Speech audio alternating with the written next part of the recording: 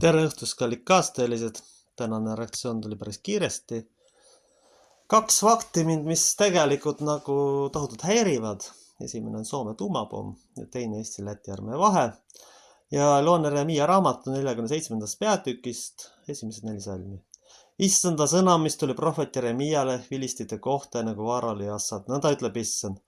Vaata, need tõusevad põhja poolt ja neist saab tulvav jogi. Need ujutavad üle maa ja kõik, mis seda täidab, linna ja selle rahva. Ja inimesed kisendavad ja kõik maaelanikud uluvad.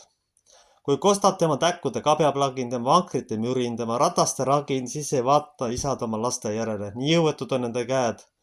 Selle päeva pärast, mis tuleb hävitama kõiki viliste, kaotama Tüürusel ja Siidonil kõik abistajad, kes on nelja peale jäänud. Sest Issand hävitab vilistid alles enne Kaftori saarelt. Aamen. Praegust olukorda vaadates on täpselt tunne, et Jumal on võtnud eestlastelt ja soomlastelt lihtsalt mõistuse ära, et nendest sõna otseses mõttes lahti saada. Sellepärast, et mul õnnestus sotsiaalmeedias kätte saada Läti ja Eesti armee võrdlus.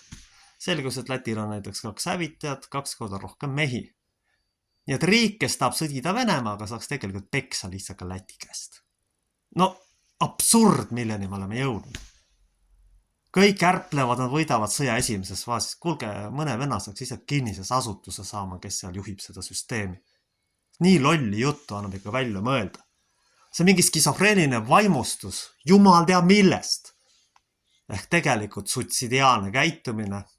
Ja veel kord, see on äärmise orjameelsuse tunnus. Me pistame pea ahju. Me ei küsi. Me täidame ainult käsku. Ja siis arvame, et kõik on hästi. Ega soomlased paremad ei ole.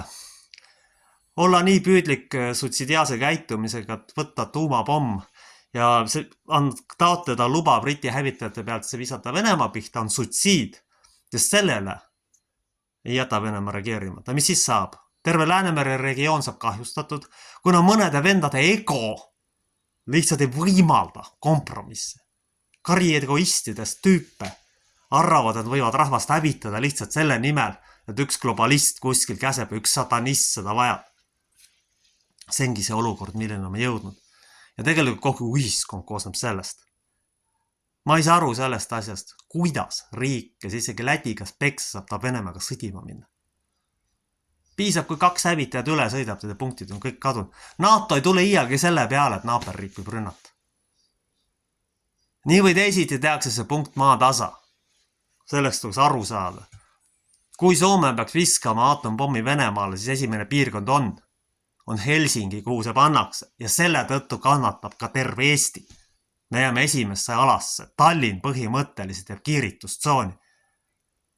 Ilmselge plaan on, tõesti Jumal on soomlastelt mõistus ära võtnud, et nad ennast teadlikult hävitada tahavad.